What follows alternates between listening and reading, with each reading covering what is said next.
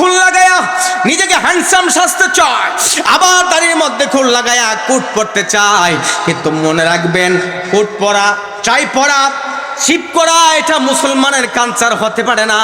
মুসলমানের কালচার হলো, আমার নবী বলেন, মান আহাব্বা সুন্নতি ফাকাদ আহাব্বানি ওয়া মান আহাব্বানি কানা মাই ফিল জান্নাহ।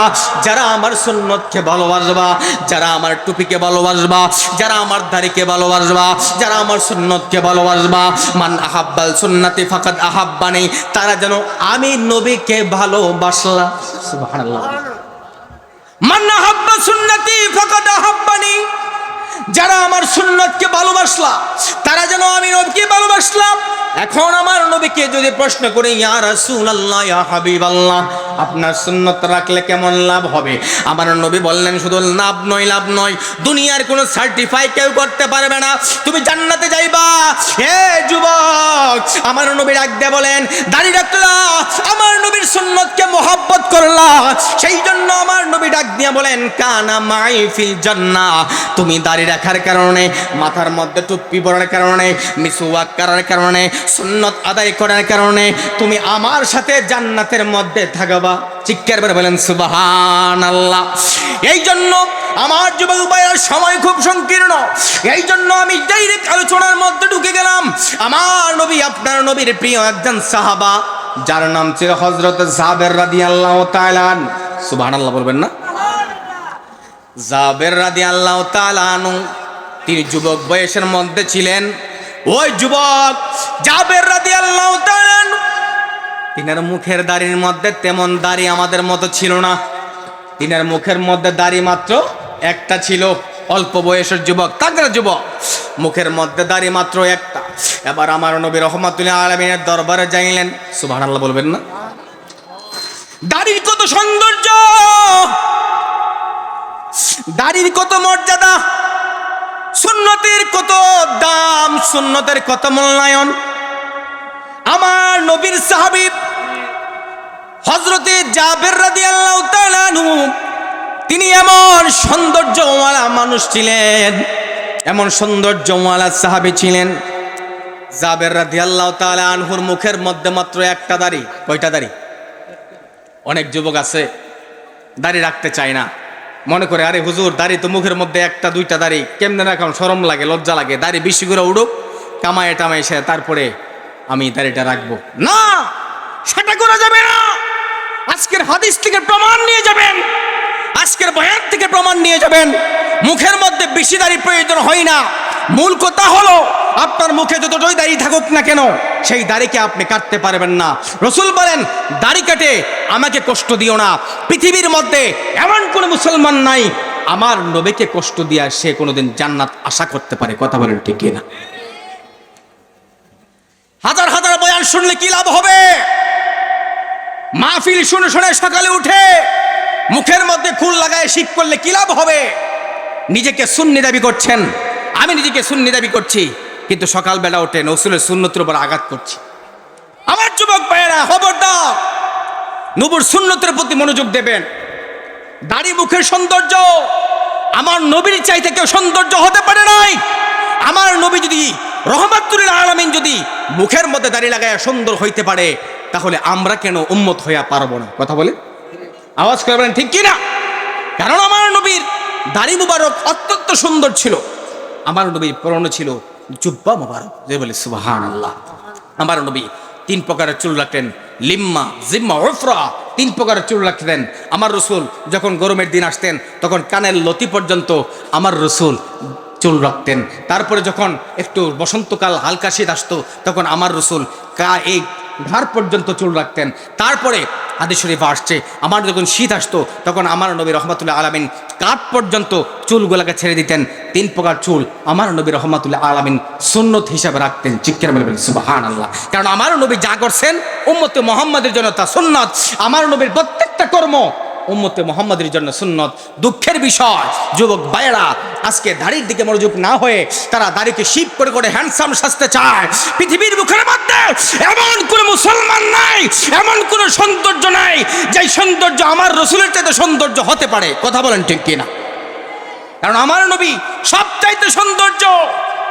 আমার নবী সবচেয়ে আরফা, আমার নবী সবচেয়ে সম্মানওয়ালা। আপনি মাদারের জন্য বোধ কিতাব পড়বেন, শেখ আব্দুল হক মুহাদ্দিস দেহলভী আমার নবীর সৌন্দর্য বর্ণনা করছেন।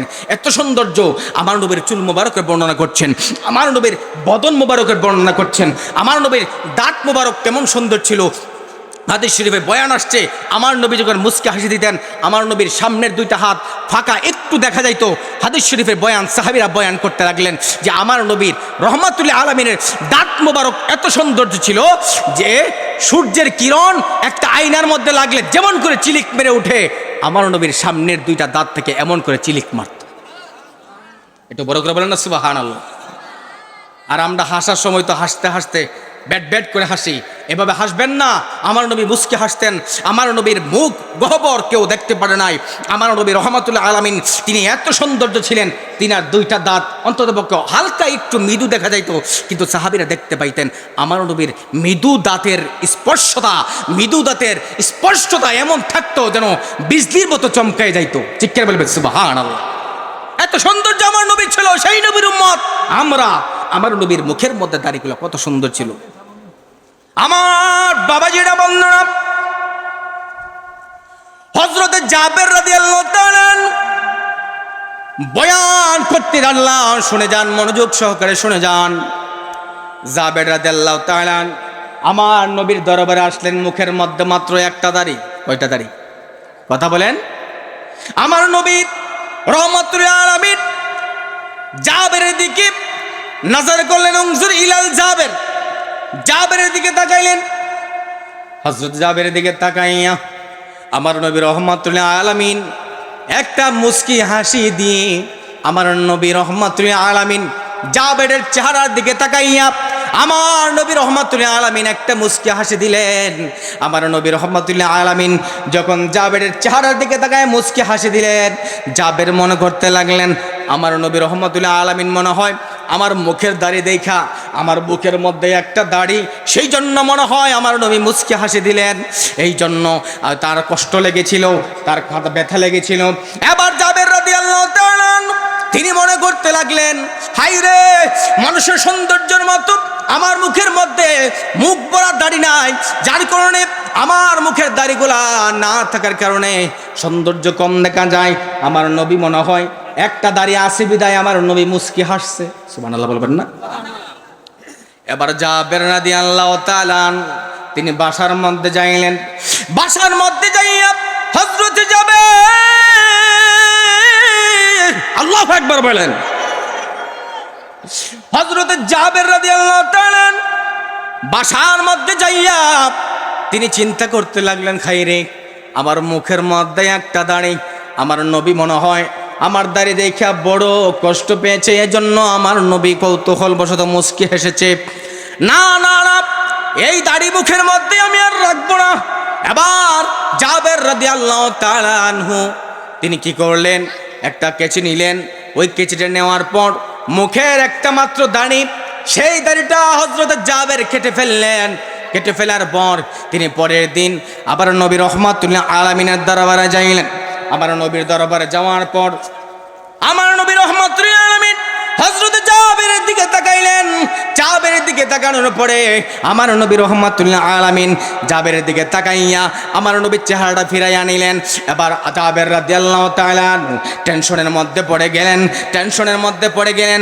হাই রে, কালকে দেখলাম আমার নবী রহমাতুল্লাহ আলামিন তিনি আমার চেহারার দিকে তাকাইয়া হাসলেন, আজকে আবার দেখতেছি আমার নবী রহমাতুল্লাহ আলামিন তিনি আমার চেহারার দিকে তাকাইয়া মুখটা আবার মলিন করে ফিরাইয়া নিলেন।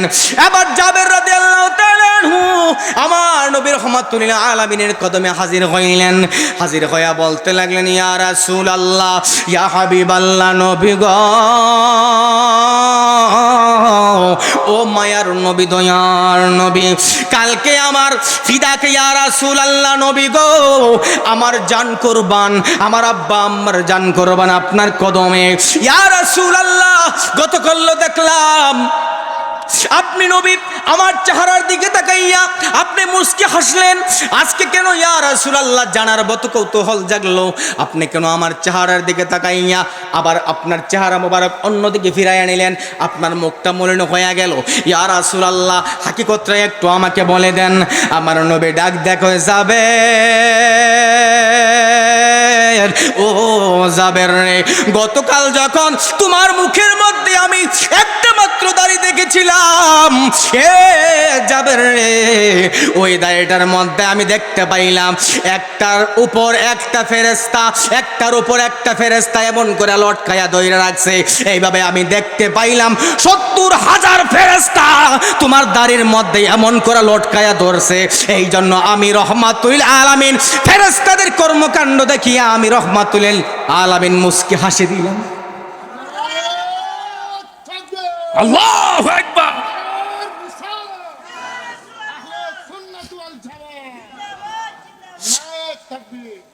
আমার বাবাজিরা সময় কম, এবার আমার নবী বলতে লাগলো, হ্যাঁ জাবের, আমি যখন গতকাল তোমার চেহারা মোবারক দেখলাম কত সুন্দর লাগলো।